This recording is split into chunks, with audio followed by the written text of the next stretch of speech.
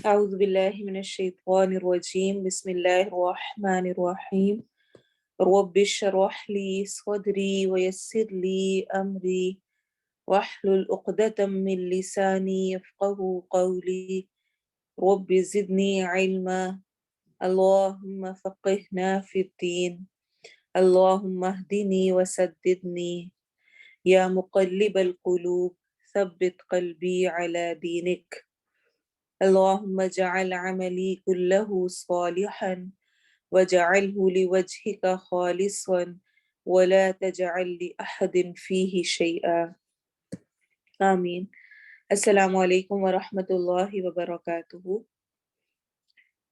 تربیہ slide میں انشاءاللہ آج ہم آپ صلی اللہ علیہ وسلم کی حدیث کریں گے۔ غزوہ خیبر کے موقع پر نبی صلی اللہ علیہ وسلم نے سیدنا علی رضی اللہ عنہ کو جھنڈا دیا اور فرمایا، اللہ کی قسم اگر تمہارے ذریعے اللہ ایک شخص کو بھی ہدایت دے دے تو وہ تمہارے لیے سرخ اونٹوں کی دولت سے بہتر ہے، اور سرخ اونٹ بہت زیادہ قیمتی سمجھے جاتے تھے، چونکہ وہاں پر ان کی سواری ہی اونٹ تھی اور وہ ان کے لیے کل متاع تھی۔ صحرا میں سفر کرنا ہے، کہیں آنا جانا ہے، کچھ بھی اس میں اونٹ ہی وہ استعمال کیا کرتے تھے، اور اس میں جو خاص نسل سرخ اونٹوں کی تھی اس کا آپ صلی اللہ علیہ وسلم نے ذکر فرمایا ہے۔ کوئی بھی شخص آپ کی وجہ سے ہدایت پائے، یہ انسان کے لیے ایک بہت ہی بڑی خوش قسمتی کی علامت ہوتی ہے، کیونکہ انسان کا پھر اپنا عمل ہی صرف نوٹ نہیں ہو رہا ہوتا، اس کو صرف اس پر ہی اجر نہیں مل رہا ہوتا، بلکہ جو دوسرا آپ کی وجہ سے ہدایت پایا ہے اس کے تمام اعمال کا اجر بھی آپ کے حصے میں آتا ہے۔ کس طرح سے آپ دوسرے کے لیے ہدایت کا سبب بن سکتے ہیں، اس پر کچھ سوچیے گا، بھی ہوم ورک بھی کیجیے گا، اور کچھ تھوڑا سا ہم ڈسکس بھی کر لیتے ہیں۔ ایک تو یہ ہے کہ اللہ نے آپ کو مختلف صلاحیتیں دی ہیں، جو صلاحیتیں ملی ہیں ان کو جہاں تک ہو سکے اللہ کی راہ میں لگانا۔ اگر آپ کو اچھا بولنا آتا ہے تو بول کر دوسروں کو سمجھانا، اچھا لکھنا آتا ہے تو اچھا لکھ کر بتانا، اور کچھ بھی نہیں آتا لیکن اپنا اخلاق اچھا ہے، ملنا ملانا اچھا ہے، برتاؤ اچھا ہے، اسی سے دوسرا اٹریکٹ ہوتا ہے اور سوچتا ہے کہ یہ اچھی ہے تو کیا آخر وجہ کیا ہے، اور وہ اس رزلٹ تک پہنچتا ہے چونکہ یہ قرآن سے جڑی ہوئی ہے، چونکہ یہ دین سے جڑی ہوئی ہے، اللہ کی فرما بردار ہے، تو اس کا بھی دل کرتا ہے اس کی طرف آنے کو، قرآن کی طرف آنے کو، وہ بھی دین کو سمجھنے کی کوشش کرتا ہے۔ پھر الحمدللہ آج کل کا سوشل میڈیا کی وجہ سے ہمارے پاس ایسے بہت سے مواقع ہیں کہ اگر ہم زبان سے بولنے میں شائع ہیں، کسی کو کچھ بتانے میں، کچھ کرنے میں، تو اس وقت آن لائن اور یوٹیوب پہ ہمیں بہت سارے لیکچرز مل جاتے ہیں، اور بہت سارے انویٹیشن ہے کلاسز کے، بے شمار جگہوں پر ہو رہی ہیں، ہم دوسروں کو اس کی طرف گائیڈ کر سکتے ہیں۔ خود نہیں ہمیں بولنا آتا، سمجھانا آتا، کوئی کلاس ریفر کرتے ہیں، آپ کو پتا ہے تجوید کی ہے، حفظ کی ہے، کوئی اور کلاس ہو رہی ہے، دوسروں کو اس سے متعلق بتائیں، اویئرنیس دیں۔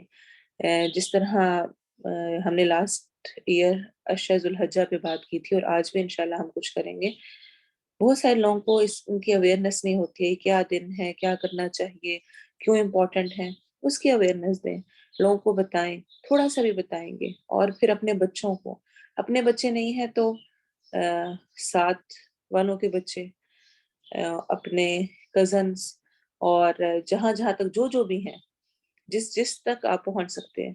بچے چونکہ سیکھیں گے اور وہ بہت نیچرل وے میں لیتے ہیں، اور اس کو سیکھ کر وہ اس کو ویسے ہی کرتے ہیں، اور آگے زندگی میں ان کے بہت آرام سے شامل ہو جاتی ہیں۔ ان کو سکھانا آپ کے لیے بہت ہی بڑا صدقہ جاریہ ہے۔ تو اگر ایسے کوئی مواقع میسر ہوں تو اس کو کبھی بھی حقیر نہ سمجھیں، ہلکا نہ سمجھیں، جتنا ہو سکے، جہاں تک ہو سکے، جس طرح ہو سکے، اپنے لیے بھی ان نیکی کی راہوں کو ہموار کریں، خود بھی سیکھیں اور دوسروں کو بھی سکھائیں، ان کو بھی اس طرف لے کر آئیں، ان کو بھی سمجھائیں۔ میں ہمیشہ کہتی ہوتی ہوں، بہت فرق پڑتا ہے کسی پروڈکٹ کی سیل میں اس کے اشتہار سے۔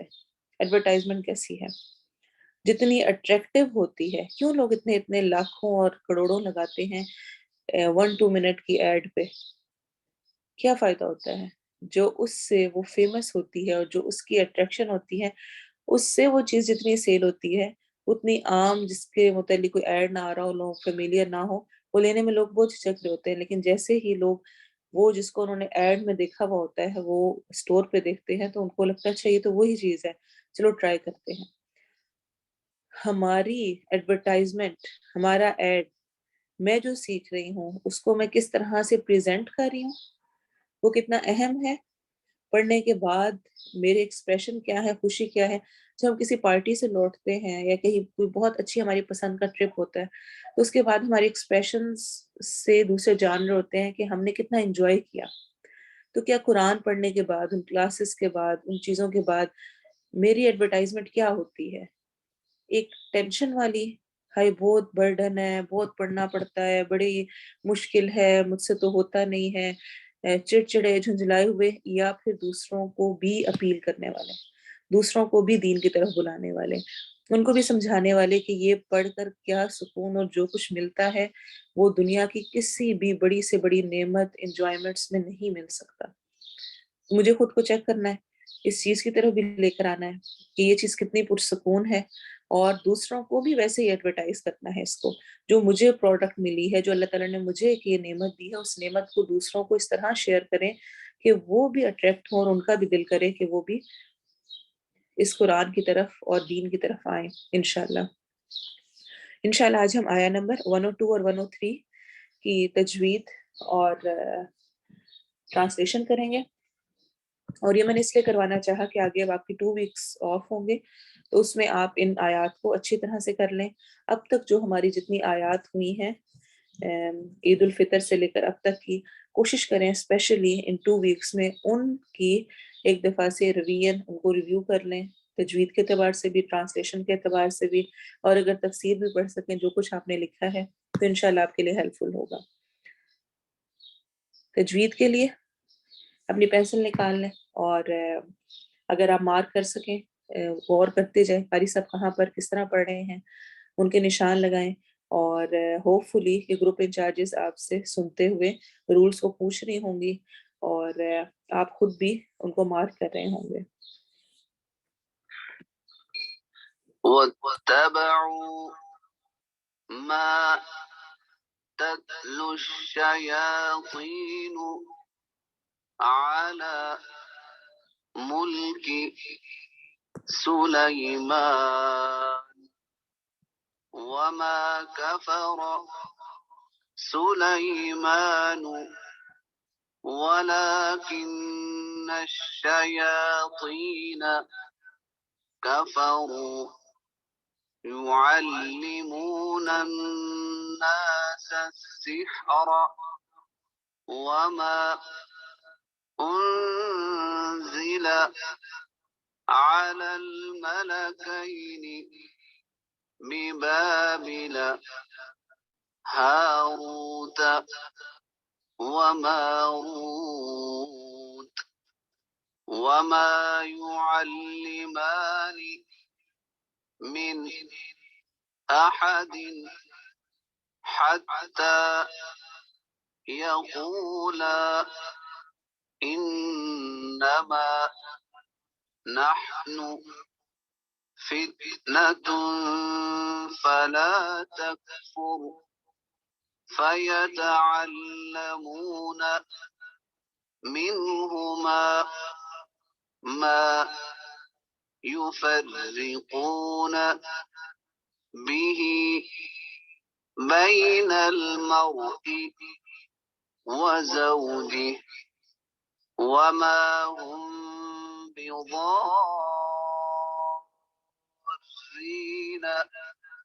بِهِ مِنْ أَحَدٍ إِلَّا بِإِذْنِ اللَّهِ وَيَتَعَلَّمُونَ مَا يَضُرُّهُمْ وَلَا يَنفَعُهُمْ وَلَقَدْ علموا لمن اشتراه ما له في الآخرة من خلاق ولبئس ما شروا به أنفسهم لو كانوا يعلمون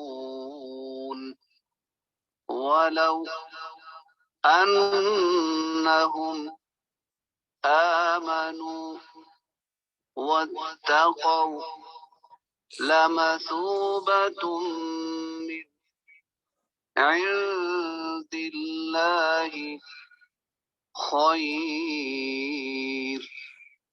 لو كانوا يعلمون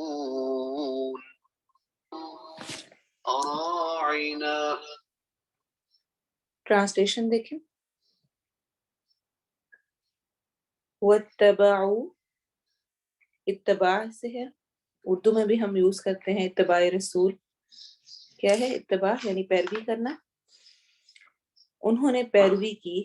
اتباع واو الف جمع کے لیے آ رہا ہے. تباعن تباع، اور اتباع ہوتا ہے فٹ سٹیپس فالو کرنا. اطاعت ہوتا ہے جو حکم ملا وہ کر لینا، لیکن اتباع ہوتا ہے یعنی جو جیسے وہ کر رہے ہیں ویسے ان کے کہے بغیر چاہے وہ حکم دیں یا نہ دیں کرنا. تو انہوں نے پیروی کی. کن کی بات ہو رہی ہے؟ یہود کی، بنی اسرائیل کی. ماں اس کی جو تتلو پڑھتے تھے. تلو تلا یتلو اصل میں تلاوہ اور تلون دو مصدر سے آتا ہے. تلا کا مطلب یہ تلاوہ سے ہے، ٹو ریسائٹ پڑھنا، اور ایک مطلب ہوتا ہے پیچھے لگنا، پیچھے آنا. یعنی اس طرح پیروی کی پیچھے لگ کر کے درمیان میں کوئی موجود ہی نہیں تھا. الشیاطین شیاطین کی. الشیاطین ال پراپر کرنے کے لیے ہے. علی ملک کی بادشاہت پر. ملک بادشاہت. دارالحکومت جو جگہ ان کے قبضے میں تھی ان کے پاس تھی.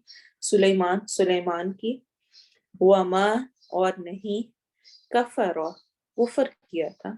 کفر کفر روٹ ورڈ اس کا ہے، فعل ماضی ہے. کلیئر پتہ چل رہا ہے ہمیں، تینوں زبر کے ساتھ آ رہے ہیں، 3 لیٹرز ہی ہیں اور یہی اس کے روٹ لیٹرز بھی ہیں.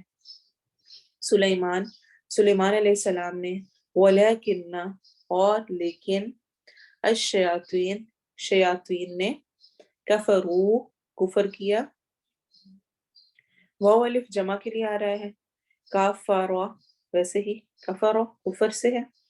انہوں نے کفر کیا تو سمپلی یا کفر کیا، لیکن مراد اس سے انہوں نے ہے. یعلمون وہ سکھاتے تھے. سمپل علم علم کے لیے ہوتا ہے وہ جانتے تھے.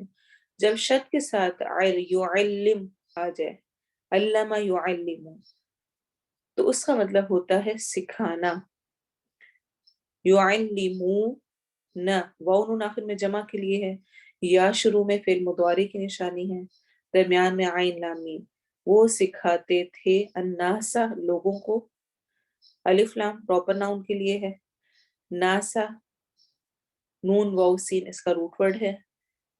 الف لام کی وجہ سے ہم جانتے ہیں کہ یہ اسم ہے، ناؤن ہے. السحر جادو.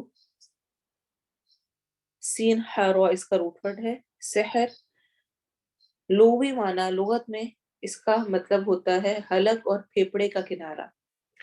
اور سحر یعنی جادو اس اثر کو کہتے ہیں جس کا سبب معلوم نہ ہو، جس کا ریزن پتہ نہ ہو. جسم کی کیفیت چینج ہو رہی ہے، مزاج میں تبدیلی ہے، اور طبیعت پر کچھ اس کا اثر ہے، لیکن کچھ سمجھ نہیں آ رہی کہ ریزن کیا ہے. مثلا سردیوں میں اگر ہمیں سردی لگتی ہے تو ہمیں پتہ ہے کہ باہر چونکہ سردی ہے اس وجہ سے لگ رہی ہے.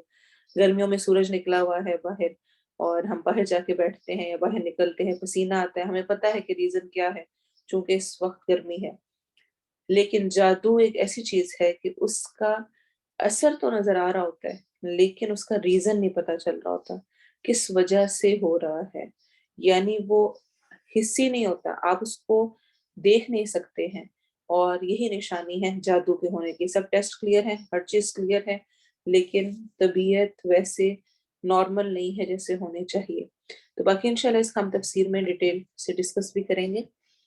وما، اور جو انزلہ نازل کیا گیا تھا، انزلہ نہیں ہے، انزلہ ہے، دوما کے ساتھ ہے، نازل کیا گیا تھا، علی الملکین، اوپر دو فرشتوں کے، ملکین تسنیہ ہے، ملک کا تسنیہ یعنی ملک کا ڈول ہے، دو فرشتے۔ یانون آخر میں جو آ رہا ہے اس کی ٹرانسلیشن دو ہے، اس کو پہلے بھی ڈسکس کر چکے ہیں۔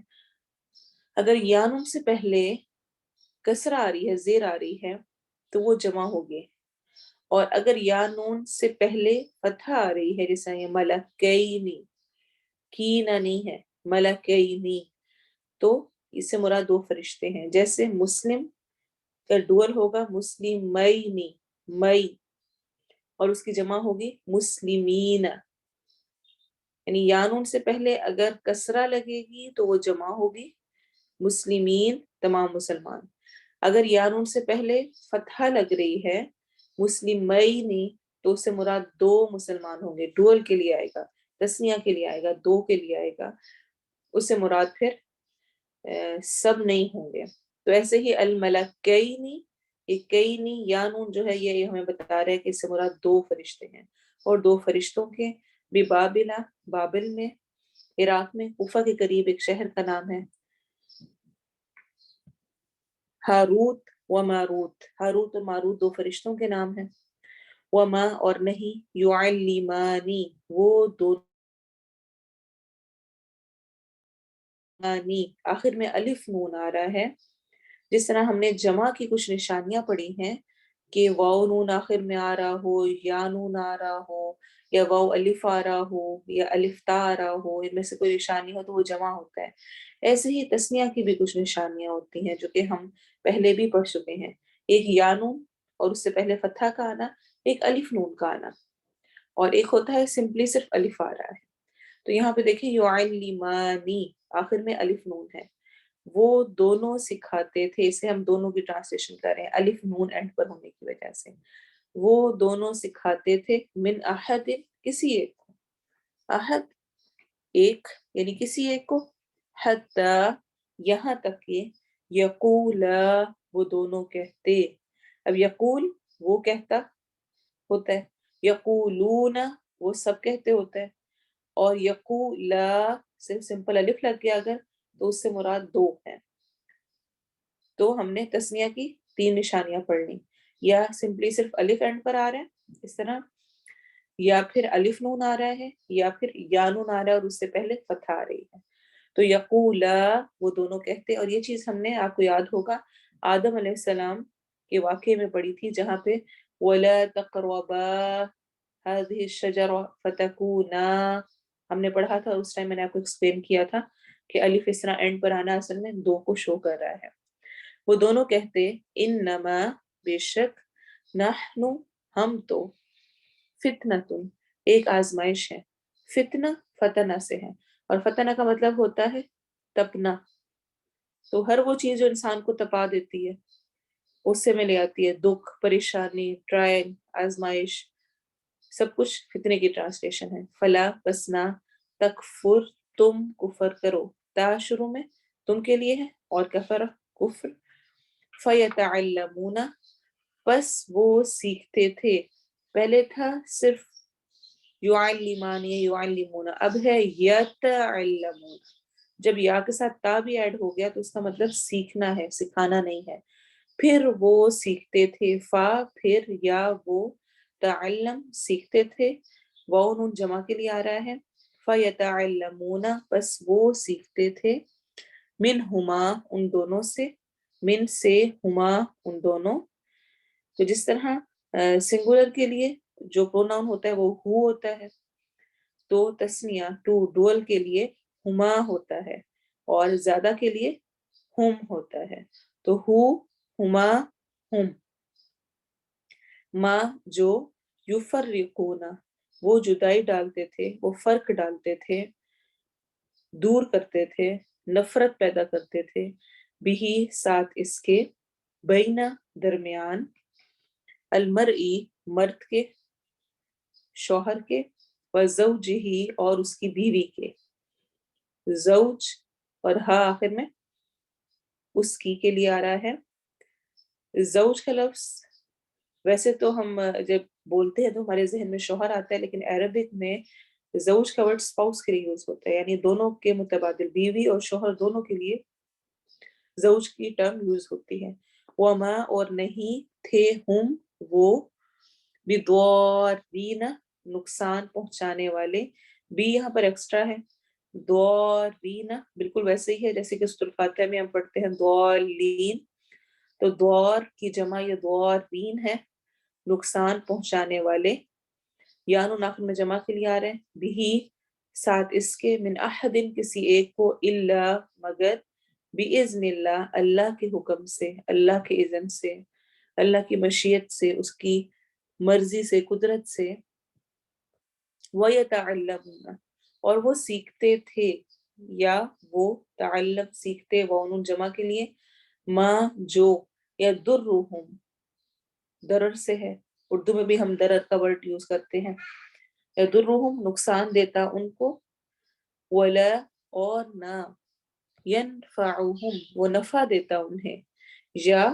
وہ فعل مضارع کی نشانی ہے، نفع نفع دیتا، ہم انہیں، وَلَقَدْ اور البتہ تحقیق، عَلِمُوا وہ جانتے تھے، علم رکھتے تھے، عَلِمُوا شروع میں کوئی فعل مضارع کی نشانی نہیں ہے، اس کا مطلب ہے یہ فعل ماضی ہے، وہ الف آخر میں آ رہا ہے، یہ کوڈ ہمیں بتا رہا ہے کہ یہ فعل ماضی ہے، وہ جانتے تھے،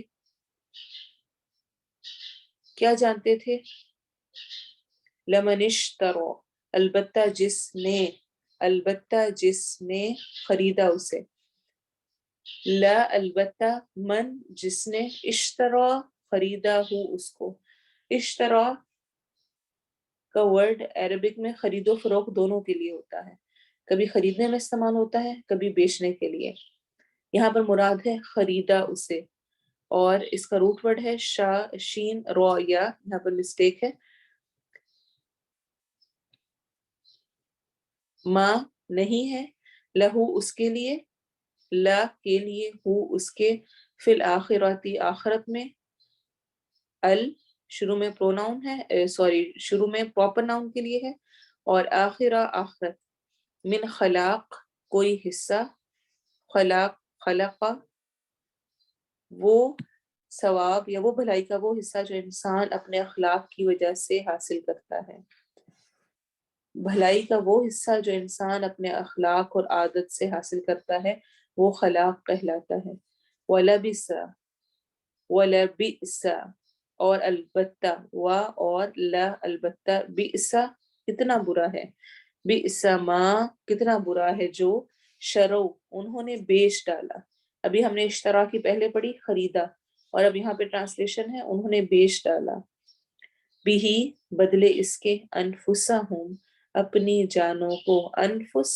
نفس کی جمع ہے، ہم انہوں نے، یعنی انہوں نے اپنی جانوں کو، لو کاش کانو ہوتے وہ، یعلمون وہ جانتے، کانا واو الف جمع کے لیے، اور یعلمون میں واو نون جمع کے لیے آ رہا ہے، ولو اور اگر، انہم بے شک وہ، ان بے شک ہم وہ، آمنو ایمان لاتے، امنا روٹ ورڈ ہے، واتقوا اور تقوی اختیار کرتے، واو قافیہ اس کا روٹ ورڈ ہے، آپ کو یاد ہوگا جب ہم نے شروع میں ہدی للمتقین سورہ بقرہ سٹارٹ کی تھی تبھی میں نے آپ کو بتایا تھا کہ تقوی وقایا سے ہے، یعنی خود کو بچانا، بچنا، تو واو قافیہ، اتقوا تقوی، اور جتنے یہ ورڈز متقی یہ سب آ رہے ہیں، ان سب کا روٹ ورڈ واو قافیہ ہوتا ہے، لمثوبہ البتہ ثواب پاتے، ثوب ہے، ثوب کپڑے کو بھی کہتے ہیں عربک میں، اور ثواب یعنی وہ چیز جو کہ واپس اصل حقیقت کی طرف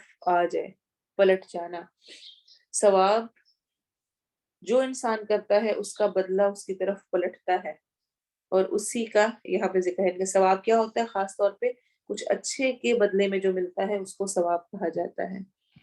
من عند اللہ، اللہ کے پاس سے، خیر، بہتر ہے، لو، کاش، کانو، ہوتے وہ، یعلمون، وہ علم رکھتے یا وہ جانتے۔ اب تلاوت سنیں اور ٹرانسلیشن پہ غور کریں۔ واتبعوا ما تتلو الشياطين على ملك سليمان وما كفر سليمان ولكن الشياطين كفروا يعلمون الناس السحر وما أنزل على الملكين ببابل هاروت وماروت وما يعلمان من أحد حتى يقولا إنما نحن فتنة فلا تكفر فيتعلمون منهما ما يفرقون به بين المرء وزوجه وما هم بضارين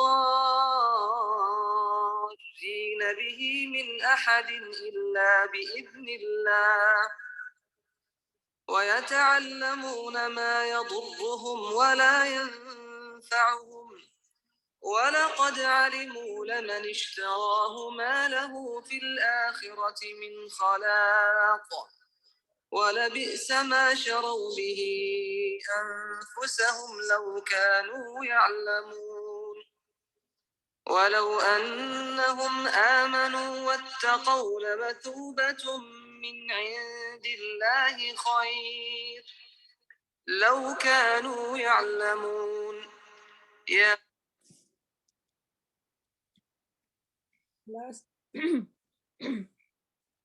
لاسٹ کلاس میں ہم نے اینڈ کیا تھا موت کی تیاری سے متعلق گفتگو پر۔ انشاءاللہ تفسیر ہم نیکسٹ کلاسز میں اپنی جو پچھلی آیات کی ہے وہ کمپلیٹ کریں گے۔ تھوڑا سا وہاں سے کنٹینیو کرتے ہوئے میں شہ ذو الحجہ پہ بات کرنا چاہوں گی۔ انسان کو جو زندگی ملی ہے اس میں موت کی تیاری کرنا ہم سب کا فرض ہے، اور حقیقتاً لمبی زندگی جتنی بھی مل جائے وہ انسان کو عذاب سے نہیں بچا سکتی۔ آیا نمبر 96 ہمیں یہی بتاتی ہے کہ چاہے وہ 1000 برس بھی جی لیں تب بھی آخرکار انہیں عذاب کی طرف ہی لوٹنا ہے، وہ اس سے بچ نہیں سکتے۔ حقیقتاً مومن کو لمبی عمر ملنا اس کے لیے خیر کا باعث ہے، اس کی نیکیوں کو بڑھانے کا باعث ہے۔ ایک شخص نے آپ صلی اللہ علیہ وسلم سے پوچھا کہ کون سا انسان سب سے افضل ہے، سب سے اچھا ہے؟ فرمایا جس کی عمر لمبی ہو اور اس کا عمل بھی اچھا ہو۔ تو سب سے افضل انسان کون ہے؟ عمر بھی لمبی ملی اور اس میں اعمال بھی اچھے کر لیے۔ تو ہماری دعاؤں میں یہ دعا شامل ہونی چاہیے کہ اللہ تعالیٰ اپنی اطاعت کے ساتھ لمبی عمر دینا۔ اگر لمبی عمر ملے تو وہ اللہ کی اطاعت کے ساتھ ہو تو فائدہ مند ہے۔ اور اسی طرح پوچھا گیا بدترین انسان کون سا ہے؟ فرمایا وہ جس کی عمر تو لمبی ہے مگر عمل برا ہے۔ تو اصل عمر وہ ہے جو اللہ تعالیٰ کی اطاعت میں گزاری جائے، جو اللہ کی پسند کے مطابق ہے، اصل عمر ہماری وہ کاؤنٹ ہوگی۔ تو جو لمبی عمر کا ملنا ہے یا لمبی عمر ہونا ہے، یہاں پر اصل میں کوانٹٹی نہیں کوالٹی مراد ہے۔ کتنا وقت اطاعت میں گزارا، جو دن میں 24 گھنٹے ملے وہ کہاں استعمال کیے؟ دین کی خدمت، خدمت خلق، اپنی اصلاح، سیکھنا سکھانا، یا بس صرف میں بچے، گھر، صفائیاں، ریسٹ، کھانے پکانے اور دن گزرتے جا رہے ہیں؟ یا کوئی میرے ٹارگٹس بھی ہیں؟ یاد رکھیں ٹارگٹس کے بغیر انسان کبھی بھی کچھ اچیو نہیں کر سکتا۔ جب آپ نے سٹارٹ میں سوچا ہی نہیں کہ میں نے فلاں منزل تک پہنچنا ہے تو آپ وہاں تک نہیں پہنچ سکتے۔ ریس تب لگائی جا سکتی ہے جب کوئی ٹارگٹ متعین ہوتا ہے، میں نے وہاں تک پہنچنا ہے اور اتنے وقت میں پہنچنا ہے۔ جب کوئی وقت مقرر نہ ہو، جب کوئی ٹارگٹ نہ ہو کرنے کا، تو پھر انسان اپنے وقت کو بغیر وجہ کے ضائع کرتا ہے، فضول اوقات میں، فضول کاموں میں، فضول چیزوں میں۔ رینڈم شاپنگ میں، رینڈم ویڈیوز میں، رینڈم گفتگو میں. اور اگر ہم سلف صالح کے بارے میں دیکھیں تو ہمیں بے شمار مثالیں ملتی ہیں کہ ان کی زندگیاں کیسے وقف تھیں. فتح بن خاقان خلیفہ المتوکل کے وزیر تھے. وہ اپنی آستین میں کوئی نہ کوئی کتاب رکھتے تھے، اور جب بھی انہیں سرکاری کاموں سے فرصت ملتی تو وہ کتاب اپنی آستین سے نکالتے اور نکال کر پڑھنے لگتے تھے. کیا میرے پاس میرے بیگ میں یا میرے گاڑی میں میرے ساتھ یا کہیں پر جاتے ہوئے کوئی بک، قرآن، کوئی دعائیں، کوئی کارڈ، کوئی کچھ ہوتا ہے کہ اگر مجھے ٹائم ملا تو میں وہ پڑھ لوں گی؟ پڑھنے کا ٹائم ملے نہ ملے وہ بات کی بات ہے. اور وہ جب انسان کے ذہن میں ٹارگٹ ہوتا ہے نا، مجھے موقع ملا تو میں نہیں کرنا ہے، تو آٹومیٹیکلی کچھ نہ کچھ وقت ایسا نکل بھی آتا ہے، پھر انسان اس کو کر بھی لیتا ہے. اسماعیل بن اسحاق القاضی کے گھر جب بھی کوئی جاتا تو انہیں پڑھنے میں مصروف پاتا. ابن رشد اپنی شعوری زندگی میں صرف 2 راتوں کو مطالعہ نہ کر سکے، پڑھ نہیں سکے تھے، ورنہ ہمیشہ وہ پڑھا کرتے تھے رات کو سونے سے پہلے. امام ابن جریر طبری ہر روز 14 صفحات لکھا کرتے.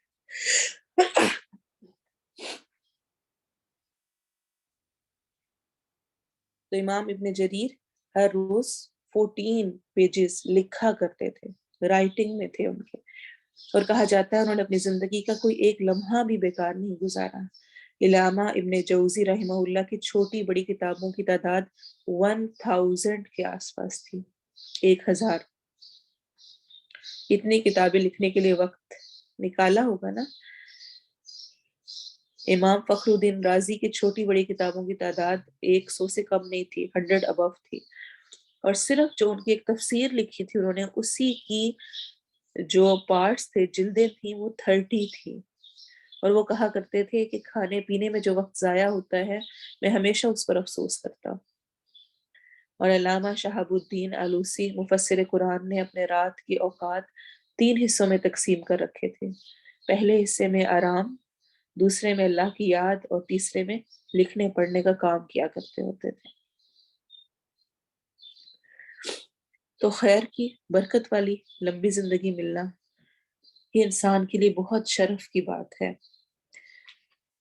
اسی کی یاد دہانی کے لیے اور ہمیں اپنے مقصد کو بار بار یاد تازہ کرنے کے لیے ہی اللہ تعالیٰ نے ہمیں کچھ ایسے مہینے، کچھ ایسے دن دیے ہوئے ہیں کہ جن میں ہم خود کو چیک کر سکتے ہیں کہ ہم کتنا اللہ کی رضا کے مطابق چل رہے ہیں، کتنا ٹریک پر ہیں. کیا واقعی ہم زندگی میں کھو تو نہیں گئے؟ اور یہ اللہ کی بہت بڑی رحمت ہے کہ اللہ نے ہمیں رمضان، عشرہ ذوالحجہ اور اس طرح کے دن دیے ہیں کہ جن میں کہ ہمیں بے شمار نیکیاں کرنے کا موقع ملتا ہے. یہ نیکیوں کے موسم بہار کے دن ہیں جن میں تھوڑا سا عمل کیا ہوا بہت زیادہ ہو جاتا ہے، اللہ کے ہاں بہت زیادہ پسندیدہ ہوتا ہے. سب سے پہلے تو میں آپ کو ریفر کروں گی کہ اگر آپ ذوالحجہ سے متعلق ڈیٹیل میں سننا چاہتے ہیں تو لاسٹ ایئر ہم نے اس پر ڈیٹیل میں بات کی تھی، پورا لیکچر ریکارڈ ہے، خود بھی سنیں اور دوسروں کے ساتھ بھی ضرور شیئر کریں صدقہ جاریہ کے طور پر. اور کچھ چیزوں کو میں تھوڑا سے ریمائنڈر کے طور پہ اس دفعہ دوبارہ بات کروں گی. ایک تو یاد رکھیں کہ عشرہ ذوالحجہ، عشرہ رمضان کا پورا مہینہ ہے اور ذوالحجہ کے خاص طور پہ پہلے 10 دن کا ہمیں فضیلت کے اعتبار سے ملتا ہے. 9 دن حج کے جو مناسک چل رہے ہوتے ہیں، 10ویں دن جس طرح قربانی کا دن ہوتا ہے، اور اس کے بعد ایام تشریق 11، 12، 13. تو ان سب میں ان سب کی فضیلت کے بارے میں ہمیں مختلف احادیث ملتی ہیں. اور قرآن مجید میں بھی جو آتا ہے والفجر ولیال عشر، اس میں بھی بہت سارے مفسرین کا یہ خیال ہے کہ جو 10 راتیں ہیں اس سے مراد یہ عشرہ ذوالحجہ کی ہی یہ راتیں ہیں، دن یا راتیں جو مراد لی جاتی ہیں. اور ایسے ہی سورہ حج میں آتا ہے وَيَذْكُرُ اسْمَ اللَّهِ فِي أَيَّامٍ مَعْلُومَاتٍ، اور معلوم دنوں میں اللہ تعالیٰ کا نام یاد کرو. ابن عباس سے روایت ہے کہ ان معلوم دنوں سے مراد عشرہ ذوالحجہ کے 10 دن ہی ہیں. فضیلت کا ریمائنڈر دوبارہ دوں گی. آپ صلی اللہ علیہ وسلم نے فرمایا کسی بھی دن کیا ہوا عمل اللہ تعالیٰ کو ان 10 دنوں میں کیے ہوئے عمل سے زیادہ محبوب نہیں ہے. کسی بھی دن کیا ہوا عمل پورے سال میں کبھی بھی جو آپ کام کرتے ہیں ان کاموں میں سب سے زیادہ جن دنوں میں نیکی کرنا اللہ کو پسند ہے، beloved ہے، اس کو اچھا لگتا ہے، وہ پسند کرتا ہے، وہ یہ 10 دن ہے کہ ان میں کوئی بھی کسی بھی قسم کا نیکی کا کام کیا جائے. صحابہ نے پوچھا اللہ کے رسول صلی اللہ علیہ وسلم جہاد فی سبیل اللہ بھی نہیں؟ یعنی ایک شخص نکلتا ہے وہ جہاد کرتا ہے بہت بڑا عمل ہے، وہ بھی نہیں اتنا محبوب؟ فرمایا جہاد فی سبیل اللہ بھی نہیں، ہاں مگر وہ شخص جو اپنی جان اور مال کے ساتھ نکلے اور کچھ بھی واپس لے کر نہ لوٹے، یعنی خالی ہاتھ ہو، تو اس کا یہ عمل باقی دنوں میں اگر اس نے کیا ہے تو وہ بہرحال اجر کا باعث ہے. اور آپ صلی اللہ علیہ وسلم نے فرمایا، مسند احمد کی حدیث ہے، کوئی دن اللہ تعالیٰ کے ہاں ان 10 دنوں سے زیادہ عظمت والا نہیں، اور نہ ہی کسی دن کا عمل اللہ تعالیٰ کو ان 10 دنوں کے عمل سے زیادہ محبوب ہے. بس تم ان 10 دنوں میں کثرت سے تحلیل یعنی لا الہ الا اللہ، تکبیر یعنی اللہ اکبر، اور تحمید الحمدللہ کہو. امام بخاری نے بیان کیا ہے کہ ان 10 دنوں میں ابن عمر رضی اللہ عنہ اور ابو ہریرہ رضی اللہ عنہ تکبیر پکارتے ہوئے بازار نکلتے اور لوگ بھی ان کے ساتھ تکبیرات کہنا شروع کر دیتے ہوتے تھے. صحیح بخاری کی روایت ہے. تو جو عمل سب سے زیادہ ان دنوں میں کرنے کا ہمیں حکم دیا گیا ہے وہ ہے ذکر الہی، تکبیرات، اللہ کے ذکر کو بلند کرنا. جس طرح رمضان کی امپورٹنس روزوں کے ساتھ ہے، قرآن کے نزول کے ساتھ ہے، ویسے ہی ذوالحجہ کی امپورٹنس حج اور حج میں خاص طور پر اور اس کے علاوہ جو لوگ ہیں ان کے لیے ذکر الہی کے اعتبار سے ہے. اور بہت ہی سمپل، بہت ہی آسان ہے، کوئی مشقت نہیں لگتی، کوئی محنت نہیں لگتی، اور آرام سے انسان یہ ادا کر سکتا ہے. پھر یاد رکھیں کوالٹی سے زیادہ کوئی چیز اہم نہیں ہے، کوالٹی ہونی چاہیے. لاسٹ لیکچر میں نے بہت زیادہ احادیث آپ کے ساتھ شیئر کی تھی تکبیرات سے متعلق اور تحمید، تسبیح، تکبیر سے متعلق فضیلت سے، کہ کتنا زیادہ اجر ہے ان کو پڑھنے کا. اس کو ضرور سنیں، یاد دہانی ہوگی، اور ساتھ اس کو سوچیں کہ آخر یہ چھوٹے چھوٹے سے دو ورڈز کے کمبینیشن والے سینٹنسز اتنی اہمیت کیوں رکھتے ہیں. اللہ تعالیٰ کو پسند ہے کہ اس کی بڑائی بیان کی جائے، اس کی تعریف کی جائے، اور اسی کی وجہ سے کوئی بھی شخص جب ان الفاظ کو تھامتا ہے تو وہ اللہ کے ہاں بہت زیادہ اہمیت کا حامل ہوتا ہے.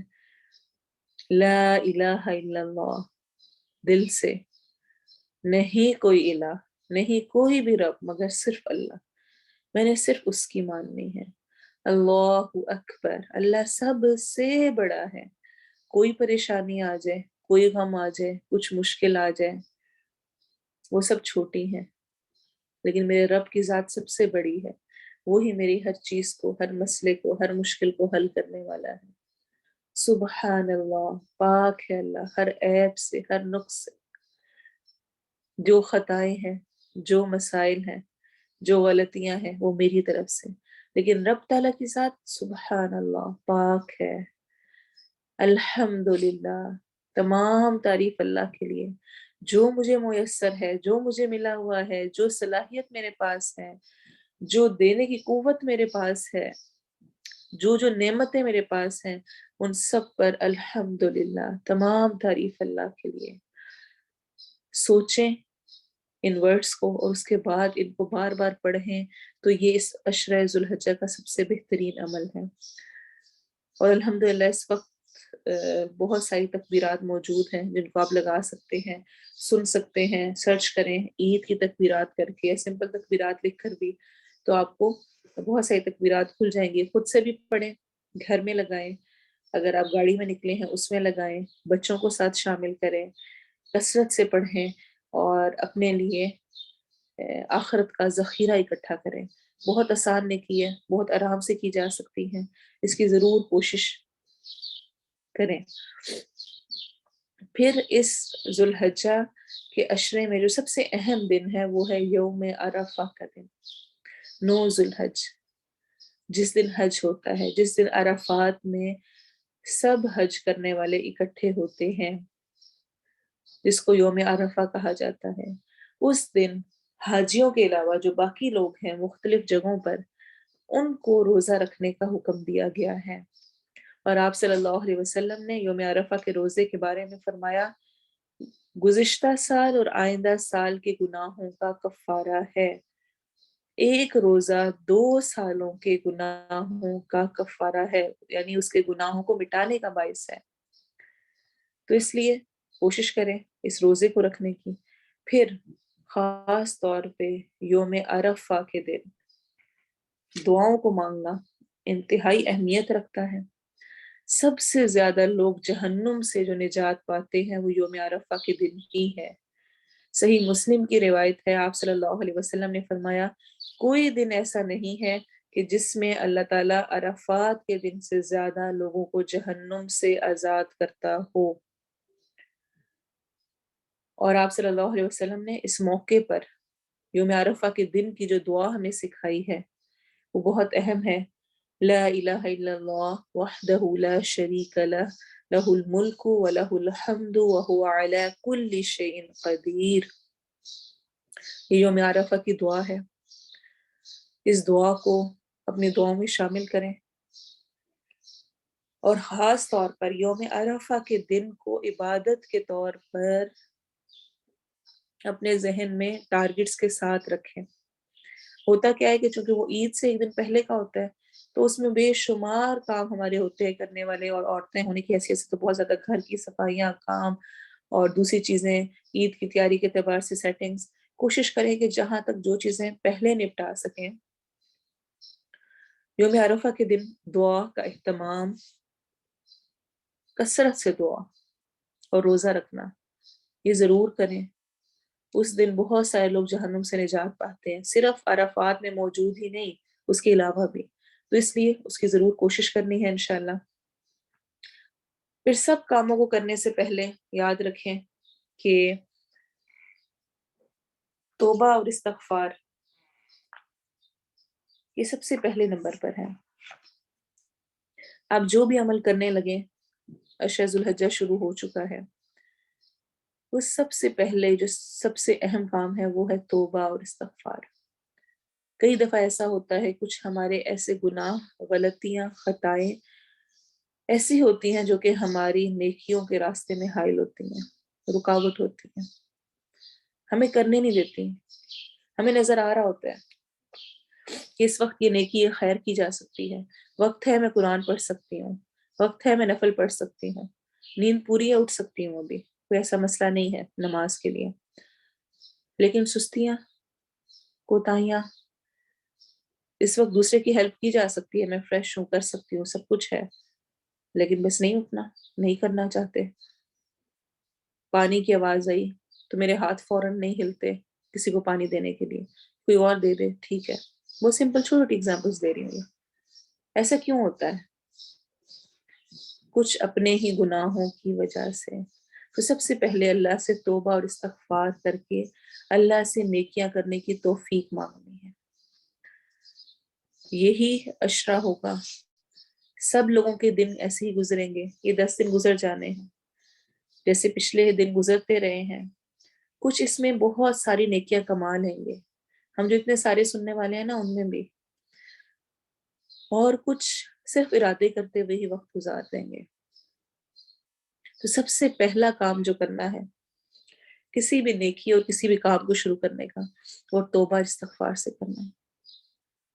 یا اللہ مجھے معاف کر دینا، جو میری خطا ہے، جو میری کوتاہیاں ہیں، جو سستیاں ہیں جس کی وجہ سے میں یہ کر نہیں پا رہی ہوں نیکیاں، ان کو ہم سے دور کر دے، مجھے ان کو کرنے کی توفیق دے دے. آپ صلی اللہ علیہ وسلم نے فرمایا ہر انسان بہت زیادہ خطا کار ہے، اور بہت زیادہ خطائیں کرنے والوں میں سے سب سے بہتر وہ ہیں جو کہ توبہ کر لیں، اللہ سے معافی مانگ لیں. اور آپ صلی اللہ علیہ وسلم نے فرمایا جو شخص کثرت سے اپنے گناہوں کی معافی طلب کرے گا، اللہ سے توبہ کرے گا، اللہ تعالیٰ اسے ہر غم سے خلاصی دے دیں گے، ہر پریشانی ہر غم سے انسان بچ جائے گا، ہر مشکل سے نکال دیں گے اور اسے وہاں سے رزق عطا کریں گے جہاں سے اس کا وہم و گمان بھی نہیں ہوگا۔ تو غم مشکلوں سے ہم نکلنا چاہتے ہیں تو کیا حل دیا گیا؟ کثرت سے استغفار۔ پھر آپ صلی اللہ علیہ وسلم نے فرمایا جو شخص یہ پسند کرے کہ اس کا نامہ اعمال اسے خوش کرے، یعنی جب وہ اللہ کے پاس جائے تو وہ اپنے نامہ اعمال کو، اپنی بک جس میں سب کچھ لکھا ہوگا، اس کو دیکھ کے خوش ہو جائے تو وہ اس میں زیادہ استغفار درج کروائے، بہت زیادہ استغفار کریں۔ تو تکبیرات اذکار کے ساتھ استغفار کی کثرت کریں۔ آپ صلی اللہ علیہ وسلم نے یہ بھی فرمایا اپنے صحیفے میں زیادہ استغفار پانے والے کے لیے خوشخبری ہے۔ تو تمام عبادات سے پہلے کوشش توبہ اور استغفار کی۔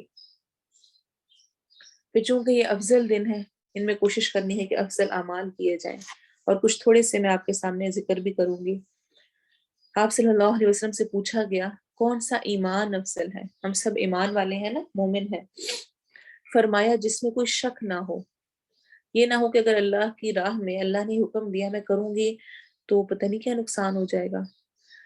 اتنے اچھے بھی نہیں بننا چاہیے، لوگ پھر اور ہی زیادہ آپ سے غلط فائدے اٹھاتے ہیں۔ اتنا اچھا اخلاق کرنے کی بھی ضرورت نہیں ہے تمہیں اب۔ ایسے جملے اکثر ہم بولتے ہیں کہ کوئی زیادہ اچھے بننے کی ضرورت نہیں ہے۔ جب اللہ نے کہا کہ جھک جانے میں ہی بڑائی ہے، جو جھکتا ہے اللہ اس کو بلند کر دیتا ہے، تو جھک جائیں، معافی مانگ لیں، اگنور کر دیں، کوئی بات نہیں، اور یقین رکھیں کہ اللہ نے جو وعدہ کیا وہ پورا کرے گا۔ تو سب سے افضل ایمان کون سا ہے؟ جس میں کوئی شک نہ ہو، اللہ کے وعدوں پر یقین، اللہ کے کہنے پر یقین۔ پھر آپ صلی اللہ علیہ وسلم نے فرمایا صبر کرنا اور عفو درگزر کرنا افضل ایمان ہے۔ افضل ایمان کیا ہے؟ صبر کرنا اور عفو درگزر کرنا، دوسروں کو معاف کر دینا۔ اور اس اعتبار سے میں آپ کو ریفر کروں گی کہ چونکہ ہم بہت ساری مشکلوں سے گزر رہے ہوتے ہیں، ڈفرینٹ طرح کی پرابلمز آ رہی ہوتی ہیں، ہمیں بہت سارا کچھ ناگوار گزر رہا ہوتا ہے لوگوں کے ساتھ رہتے ہوئے۔ اس سارے میں ایک بک جو کہ بہت زبردست ہے، میں کئی دفعہ پڑھ بھی چکی ہوں، اور صحیح معنوں میں جو تھیراپی کرنے والی ہے انسان کی، کہ وہ اس کو بڑا سیدھی راہ پہ لے کر آتی ہے، اس کو ضرور پڑھیں اگر آپ لے سکتے ہیں تو۔ زندگی سے لطف اٹھائیے، محمد عبد الرحمن العریفی کی بک ہے، اور اس میں انہوں نے سیرہ سے بہت اچھی ٹپس کے ساتھ ان تمام چیزوں کو ڈسکس کیا ہوا ہے کہ زندگی کو انجوائے کیسے کیا جا سکتا ہے، چھوٹی چھوٹی ان چیزوں سے اور مشکلات سے اور ان پریشانیوں سے جان چھڑا کر، اور ایزی وے میں سنت کے مطابق رہتے ہوئے انسان کس طرح اپنی زندگی کو دنیا میں رہتے ہوئے بھی جنت بنا سکتا ہے۔ تو بک کا نام ہے زندگی سے لطف اٹھائیے، محمد عبد الرحمن العریفی کی ہے۔ اور بکس کو پڑھنے کی عادت ضرور بنائیں۔ اچھی بکس کا مطالعہ انسان کے عمل میں بہت زیادہ تبدیلی لے کر آتا ہے۔ پھر آپ صلی اللہ علیہ وسلم نے فرمایا سب سے بہترین اسلام وہ ہے جو یکسو اور آسان ہو۔ اللہ کی طرف ہے، بس سمپلی سوچنا ہے اللہ مجھے اس کا ریوارڈ دیں گے، یہ عمل میں کیوں کر رہی ہوں، اللہ کو خوش کرنے کے لیے یا لوگوں کو خوش کرنے کے لیے، دوسروں کی باتوں سے بچنے کے لیے یا اللہ کے لیے، دوسروں کی خوشنودی حاصل کرنے کے لیے یا اللہ کو خوش کرنے کے لیے۔ تو سمپل سا اسلام ہے۔ اور آپ صلی اللہ علیہ وسلم نے فرمایا آدمی کے اسلام کا حسن یہ ہے، خوبصورتی یہ ہے، افضل اسلام یہ ہے کہ انسان ان باتوں کو چھوڑ دے جن کا کوئی فائدہ نہیں ہے، ترکہ ما لا یعنی، جس سے کوئی مطلب ہی نہیں ہے، جس سے کوئی آپ کا تعلق ہی نہیں ہے آپ کی زندگی کا، کہ فلاں بندہ کہاں گیا تھا اور اس نے کیا بات کی تھی، اور فلاں سے وہ ملا تھا اور اس نے کیا سنائی تھی اور اس کا کیا رویہ تھا، آپ کی زندگی میں اس سے کوئی اثر نہیں پڑنا ہے، تو وہ کہانیاں سننے کی ضرورت نہیں ہے۔ پھر اگر ہم افضل اعمال کے اعتبار سے بات کریں تو افضل نماز کون سی ہے؟ وہ نماز جو کہ اول وقت میں پڑھی جائے۔ تو ہم نے نمازیں اگر نہیں پڑھتے تو ان کو پڑھنے کی عادت ڈالنی ہے، اگر پڑھتے ہیں تو اول وقت میں پڑھنے کی کوشش کرنی ہے۔ اور خاص طور پر ایک اور روایت میں آتا ہے کہ کون سی نماز افضل ہے، جس میں لمبا قیام ہوتا ہے. اور پھر فرض کے علاوہ کون سی نماز افضل ہے؟ تہجد کی نماز، رات کی نماز. اور رات کی نماز میں بھی ابو ذر نے سوال کیا تھا کہ رات کے کون سے وقت میں افضل ہے، تو آپ صلی اللہ علیہ وسلم نے فرمایا رات کے آخری حصے کے وقت کی نماز، یعنی بالکل جو فجر سے پہلے والا وقت ہوتا ہے اس وقت کی نماز تہجد کی وہ زیادہ پسندیدہ ہے.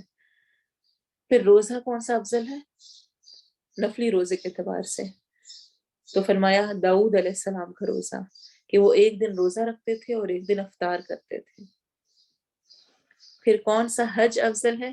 جس میں خوب تلبیہ پڑھی جائے، جس میں خوب قربانی کی جائے، جس میں سب سے زیادہ اللہ کا ذکر کیا جائے. پھر پوچھا گیا کون سا انسان افضل ہے؟ ابھی آج کی کلاس کے شروع میں بھی ہم نے یہ ذکر کیا نا، سب سے افضل انسان کون ہے؟ جس کی عمر لمبی ہو اور اس کے اعمال بھی اچھے ہوں. اور ایک روایت میں آتا ہے کثرت سے الحمدللہ کہنے والے افضل ہیں. اور آپ صلی اللہ علیہ وسلم کی ایک اور حدیث کے مطابق بہترین مسلمان کون ہے؟ جس کی زبان اور ہاتھ سے دوسرے مسلمان محفوظ رہیں. اچھا بہت دفعہ ہم کرتے کچھ بھی نہیں ہے، لیکن ایسی جلی کٹی کوئی بات سنا دیتے ہیں، جملہ کہہ دیتے ہیں، دوسرے کا دل دکھا کے کام سارا کر لیں گے، ہر چیز ہو جائے گی، لیکن دوسرے کو سنانے کے لیے کچھ نہ کچھ ایسا بول دینا کہ دوسرے کا دل ہی وہ پریشان ہی کر دیں. جس کی زبان اور ہاتھ سے دوسرے مسلمان محفوظ رہیں وہ بہترین مسلمان ہے. تو عبادات تو کرنی ہی ہے، میں نے لاسٹ لیکچر میں ڈیٹیل میں ڈسکس کیا تھا. اذکار کے اعتبار سے نماز پڑھنی ہے، روزہ رکھنا ہے، صدقہ و خیرات، اذکار.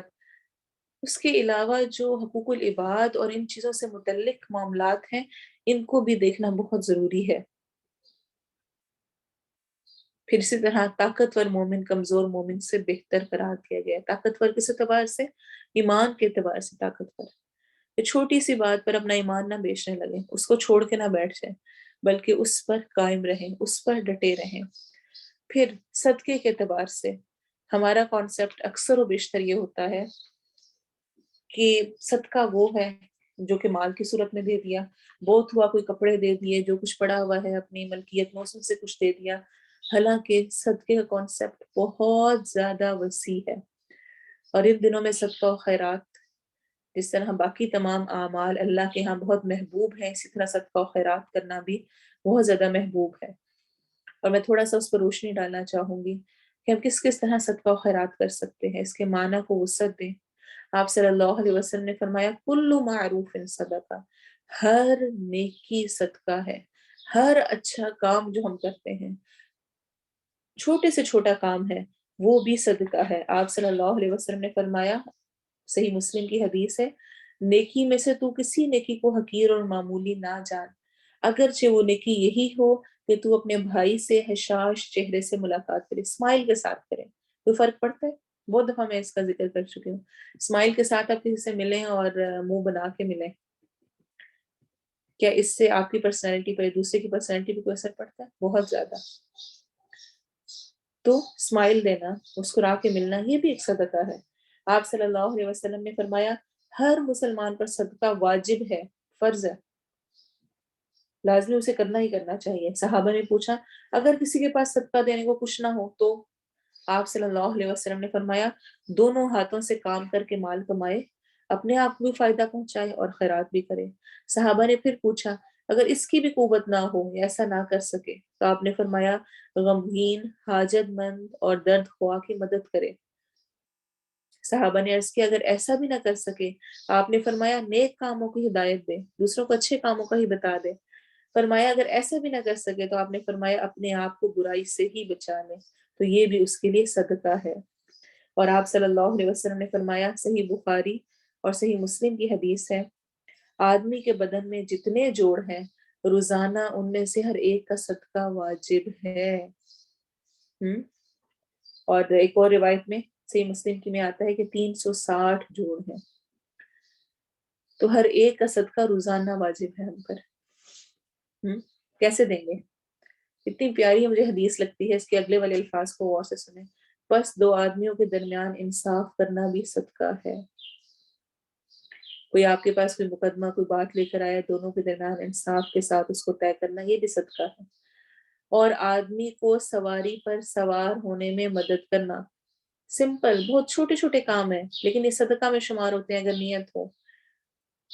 کسی کو ضرورت ہے پکڑ کر اس کو بٹھانے کی، اس کو سوار کرنے کی، یا اس کا سامان لادنے میں مدد کرنا، یہ بھی صدقہ ہے۔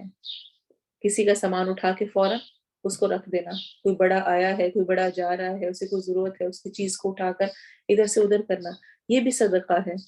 اور اچھی بات کہنا بھی صدقہ ہے۔ اچھی بات سے مراد صرف یہ نہیں ہے کہ آپ کوئی قرآن کی آیتیں پڑھ رہے ہیں، حدیثیں سنا رہے ہیں تو وہی اچھی بات ہے۔ کوئی بھی وہ جملہ جو کہ دوسرے کو خوش کرتے، آپ کے آنے سے مجھے خوشی ہوئی، آپ کو میں یاد کر رہی تھی، آپ کی فلاں چیز مجھے بہت اچھی لگتی ہے، آپ نے اچھا کھانا بنایا ہے، آپ نے یہ چیز اچھی کی ہے، کسی بھی چیز کی تھوڑی سی تعریف کر دینا جس سے دوسرا خوش ہو جائے، وہ حقیقت پر مبنی ہو، تو وہ بھی صدقہ ہے۔ اور برائے نماز مسجد جانے میں جو قدم اٹھاتا ہے وہ بھی صدقہ ہے، اور راستے سے کسی موضع چیز کا دور کرنا بھی صدقہ ہے۔ کوئی تکلیف دہ چیز جس کو ہٹا دیا جائے وہ بھی صدقہ ہے۔ آپ صلی اللہ علیہ وسلم نے ایک اور حدیث میں فرمایا، میں نے ایک شخص کو جنت میں صرف اس وجہ سے گھومتے پھرتے دیکھا کہ اس نے راستے پر سے ایک درخت کو کاٹ کر پھینک دیا تھا جو لوگوں کو تکلیف دیا کرتا ہوتا تھا۔ سبحان اللہ، ہمارا دین اتنا آسان سمپل ہے۔ خدمت خلق، اپنی نیکیوں اور اپنی بھلائیوں کے ساتھ دوسروں کی چھوٹے چھوٹے کاموں میں ہیلپ کر دینا، یہ بھی ہمارے لیے صدقہ شمار ہو رہا ہوتا ہے۔ آپ صلی اللہ علیہ وسلم نے فرمایا، پیدا کیا گیا ہے انسان کو 360 جوڑوں پر، بس جو شخص اللہ اکبر کہے، اللہ کی حمد کرے یعنی الحمدللہ کہے، لا الہ الا اللہ کہے، سبحان اللہ کہے، اور اللہ سے استغفار کرے یعنی استغفر اللہ کہے، اور پتھر کو لوگوں کے راستے سے ہٹا دے، یا ہڈی اور کانٹے کو راستے سے ہٹائے، یا نیک بات کسی کو بتائے اور بری بات سے روکے، اور یہ سب باتیں 360 تک ہو جائیں، تو وہ شخص اس روز اس طرح چلتا ہے گویا کہ اس نے اپنے آپ کو آگ سے دور رکھا ہے، آگ سے بچا لیا ہے۔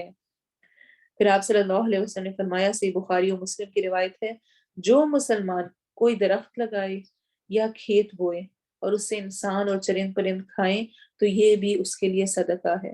اور اسی طرح بے شمار احادیث موجود ہیں، وقت کی کمی ہے اس لیے میں بھی ان سب کو ڈسکس نہیں کر سکوں گی، لیکن سمپلی یہ کہ صدقے کے کانسیپٹ کو سمجھیں، اور مالی اعتبار سے، جسمانی اعتبار سے دینے کے علاوہ خدمت خلق کے اعتبار سے بھی دوسروں کے ساتھ چھوٹی چھوٹی کاموں میں ہیلپ کر دینے میں، دوسرے کو پانی دینے میں، صرف بیٹھے ہوئے سارے کھا رہے ہیں اس میں بھی خود بڑھ کر پانی ڈال کے دے دینا، کوئی چیز آگے بڑھا دینا، اور اسی طرح دوسرے کاموں میں ہیلپ کر دینا، اس کو حقیر نہ سمجھیں، تھوڑا نہ سمجھیں، اس میں ضرور شامل ہوں۔ پھر 10ویں دن جو کہ قربانی کا دن ہے، بہت اہم دن ہے، اس دن اللہ کے نزدیک سب سے زیادہ پسندیدہ عمل خون بہانا ہے۔ بڑے سے بڑا سوشل ورک، خدمت خلق اس دن صفر ہے۔ کہیں اور آپ دے دیں مال اور آپ کہیں کہ میں نے قربانی کا حق ادا کر دیا، یہ امپاسبل ہے۔ عید قربان پر 10 ذی الحج کو قربانی کرنا ہی اللہ کو خوش کرتا ہے اور اسے راضی کرنے والا ہے، تو قربانی کے معاملے میں بالکل غفلت نہیں ہونی چاہیے۔ ہر سال آپ صلی اللہ علیہ وسلم نے قربانی کی، اور یہ قربانی آپ صلی اللہ علیہ وسلم کی امت کو ہی کرنے کا حکم نہیں دیا گیا، یہ آدم علیہ السلام سے تمام امتوں پر فرض رہی ہے۔ ابراہیم علیہ السلام کی مشہور واقعہ جو کہ ہم جانتے ہیں، اگر آپ اس کو پڑھنا چاہیں تو اس کو ڈیٹیل میں ضرور پڑھیں۔ سورہ صافات کی آیت نمبر 99 سے 108 تک اس واقعے کا ذکر ہے، کس طرح ابراہیم علیہ السلام نے خواب دیکھا اور اسماعیل علیہ السلام سے کہا، اور جس کی یاد میں ہم ہر سال قربانی کرتے ہیں۔ آپ صلی اللہ علیہ وسلم نے فرمایا، بے شک اس دن ہم پہلا کام یہ کرتے ہیں کہ نماز عید ادا کرتے ہیں، پھر واپس پلٹتے ہیں اور قربانی کرتے ہیں۔ جس شخص نے ایسا ہی کیا اس نے ہماری سنت کو پا لیا، اور جو ایسا نہیں کرے گا وہ اس نے سنت کے خلاف عمل کیا، نماز نہیں پڑھی یا قربانی نہیں کی تو۔ اور آپ صلی اللہ علیہ وسلم نے امت کو قربانی کرنے کی بہت تاکید فرمائی ہے۔ ابن سلیم روایت کرتے ہیں کہ جب ہم نبی صلی اللہ علیہ وسلم کے ساتھ عرفات میں تھے تو آپ نے فرمایا، اے لوگوں ہر سال ہر گھر والوں پر قربانی ہے. اچھا یہ جو آج کل کے ہمارے کوشچن آنسر بہت چل پڑے ہیں نا، اچھا کس پر قربانی لگتی ہے؟ کون صاحب نصاب ہو، زکوٰۃ اس کے پاس ہو، قرض نہ ہو، فلاں فلاں ہو تو اس کو قربانی کرنی ہے، ورنہ نہیں. ایسا کچھ بھی شریعت میں نہیں ہے. زکوٰۃ کے لیے صاحب نصاب ہونا ضروری ہے، قربانی کے لیے نہیں. اور قرض کے اعتبار سے اگر آپ ایسا قرض لے رہے ہیں کہ آپ کو پتہ ہے کہ آپ اتار سکتے ہیں فوراً، تو علماء فقہا تو یہاں تک کہتے ہیں کہ ٹھیک ہے قرض بھی لے رہے ہیں اس وقت، اگر آپ کو پتہ ہے کہ ابھی آج کل حالات ایسے ہیں کچھ عرصے میں آپ اس کو پے آف کر سکتے ہیں. یاد رکھیں قربانی قرب سے ہے، اللہ کا قرب حاصل کرنے کے لیے قربانی کی جاتی ہے. تمام گھر والوں کی طرف سے ایک قربانی کر دی جائے تو وہ بھی کافی ہے، ادا ہو جاتا ہے حق. کم از کم وہ ضرور ہونا چاہیے. اور اس کے علاوہ اگر آپ استطاعت رکھتے ہیں اور آپ ایسی جگہوں کو جانتے ہیں جہاں پر ضرورت ہے اور وہاں پر آپ بھیج سکتے ہیں تو ضرور اور قربانی بھی کریں. دوسرے لوگوں تک، غریب جو کہ کبھی پورا سال گوشت نہیں کھا پاتے ہیں، ان کی نیت سے کریں قربانی، ان کو گوشت مہیا کریں، ان تک پہنچائیں. آپ کے لیے اجر کا باعث ہے. یہ کوئی چھوٹی نیکی تھوڑی ہوگی. گوشت کا سالن جس نے کبھی نہیں کھایا اس کو کھانے کو مل جائے، اس کے پاس گوشت آ جائے. تو ایک سے زائد قربانی ہر ایک کی طرف سے گھر کے جو افراد ہیں قربانی کی جا سکتی ہے، اور جتنی قربانی ہوگی اتنا اللہ کا قرب بھی حاصل ہوگا. آپ صلی اللہ علیہ وسلم نے فرمایا جو وسعت کے باوجود قربانی نہ کرے، مال میسر تھا، سب کچھ ہو سکتا تھا، اور شادی آ رہی ہے تو اس پر تو ہزاروں کا جوڑا بھی لے لینا ہے اور زیور بھی لے لینا ہے، پھر وہاں کی رسومات ادا کرنے کے لیے بھی پیسے کرنے ہیں، ٹرانسپورٹ اور سب کچھ کرنا ہے، اس میں ہزاروں لگ جائیں گے. لیکن اسی مہینے میں قربانی ہے تو قربانی کے لیے پیسے موجود نہیں. یہ رویہ اچھا نہیں ہے، ایسا نہیں ہونا چاہیے. اگر وسعت موجود ہے تو پہلے نمبر پہ اس کو ادا کریں. جو وسعت کے باوجود قربانی نہ کرے وہ ہماری عیدگاہ کے قریب بھی نہ آئے، یعنی وہ مسلمز میں خود کو اپنے آپ کو شامل نہ کریں، اپنے آپ کو الگ ہی کر لیں. اور صحابہ کرام کے بارے میں آتا ہے کہ وہ فرماتے ہیں ہم مدینہ میں اپنے قربانی کے جانوروں کو پرورش کر کے موٹا کرتے تھے، اور مسلمان دیگر بھی اسی طرح انہیں پال کر موٹا کیا کرتے ہوتے تھے، یعنی خوب ان کو تیار کرتے اور پھر اس کے بعد اس کی قربانی کرتے تھے. تو اللہ ہمیں یہ جو ہمارے اوپر واجبات ہیں، فرائض ہیں، سنت موقدہ کے طور پر اس کو کہا جاتا ہے، اس کو ادا کرنے کی توفیق دے. عید الاضحیٰ کا دن بہت اہم ہے. قربانی کرنا پسندیدہ ہے. اس کے علاوہ جو ہمیں حکم دیا گیا ہے صبح کے وقت اٹھ کر غسل کرنا، خوشبو لگانا، بہترین لباس پہننا، لازمی نہیں نیا سلوایا جائے، اچھا لباس پہننا، تکبیرات پڑھنا، عید کی نماز کے لیے مسجد جانا. پلیز اگر آپ ایسا کر سکتے ہو تو ضرور جائیں. عورتوں کے لیے بھی عید کی نماز کے لیے جانا ضروری ہے. اور یقین مانیں اگر آپ جائیں گے تو آپ کو جو عید کا لطف اور جو عید کی سیلیبریشن ہے وہ فیل ہوگی. گھر بیٹھے وہ فیل ہو ہی نہیں سکتی. آپ صلی اللہ علیہ وسلم نے صحیح بخاری اور مسلم کی روایت میں آتا ہے، عطیہ سے روایت ہے کہ نبی صلی اللہ علیہ وسلم نے حکم دیا کہ دونوں عیدوں کے دن ہم حیض والی اور پردہ نشین عورتوں کو عیدگاہ میں لائیں. ایک تو یہ ہے نا کہ عام آپ نے عید کی نماز پڑھنے جانا ہے، ایک آپ صلی اللہ علیہ وسلم نے جو مینسز میں ہوں، پیریڈز میں ہوں، ان کو بھی حکم دیا ہے کہ وہ بھی عیدگاہ میں آئے. پردہ نشین ہے یہ جو کبھی نہیں نکلی ہیں، بہت شائع ہیں، کبھی گھر سے نکلتی نہیں، ان سے بھی کہا ہے کہ وہ بھی عیدگاہ میں آئے تاکہ وہ مسلمانوں کے ساتھ نماز اور دعا میں شرکت کریں. البتہ حیض والی عورتیں نماز نہ پڑھیں، اور چونکہ عید کی نماز کھلے میدان میں ہوتی ہے تو ایسا مسئلہ بھی نہیں ہے، پیچھے وہ بیٹھ سکتی ہیں اور جب دعا ہو تو اس میں آمین کہیں، ساتھ شامل ہوں، لیکن عید کی نماز کے لیے جائیں. آپ صلی اللہ علیہ وسلم نے اس کا حکم دیا ہے، سب کو دیا ہے. تو اگر آپ کے حالات موافق ہوں تو ضرور کوشش کریں، ضرور جائیں اور اس کو حقیقتاً انجوائے کریں. پھر اسی طرح جب عید کی نماز کے لیے آنا جانا ہے، تکبیرات پڑھنی، عید کی نماز سے پہلے کچھ نہ کھانا عید الاضحیٰ میں، یہ سنت ہے. اور واپس آ کر اگر قربانی فوراً ہونی ہے تو اس کے گوشت سے، ورنہ کچھ بھی کھا کر آپ ابتدا کر سکتے ہیں، لیکن اس سے پہلے کچھ نہ کھانا پسندیدہ ہے، مستحب ہے.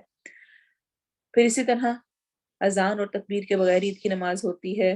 نماز کے بعد خطبہ ہوتا ہے، اور جو سنت ہمیں سکھائی گئی ہے کہ جب اس موقع پر ہم آپس میں ملیں تو ہم کہیں تقبل اللہ منا و منکم، اللہ ہم سے اور آپ سے جو اعمال ہم نے کیے ان کو قبول فرمائے۔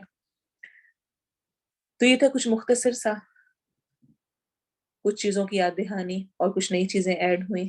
ہوپ فلی کہ انشاءاللہ یہ ہمارے لیے ان دنوں میں اعمال کی بہتری اور کثرت سے کرنے کی طرف لے کر جائیں گی۔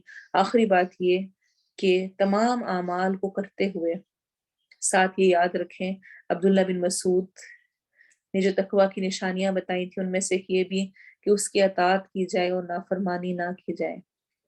میری یہ کوشش تو ہو کہ میں اچھے کام کروں، لیکن میں غلط کام نہ چھوڑوں تو یہ اچھا نہیں ہوگا۔ سب کچھ کر کرا کے پھر بیٹھ کے میں وہ ڈرامے دیکھنے لگ جاؤں، ویڈیوز دیکھنے لگ جاؤں اور الٹے سیدھے کام کرنے لگ جاؤں اور فضول وقت ضائع کروں، اس سے بھی اجتناب کرنا ہے۔ اطاعت کرنی ہے اس طرح کے نافرمانی سے پرہیز بھی ہو ساتھ۔ اللہ ہمیں توفیق دے، جو کچھ سنا اس پر عمل کرنے والا بنائے اور نیکیوں میں سبقت لے جانے والا کرے۔ جو ہم نے ارادے کیے ہیں، جو ہم نے سوچا ہے، جو نیتیں ہیں، اللہ ہمیں انہیں پورا کرنے کی توفیق دے اور اپنے لیے خالص کر کے اعمال کو قبول کر لے۔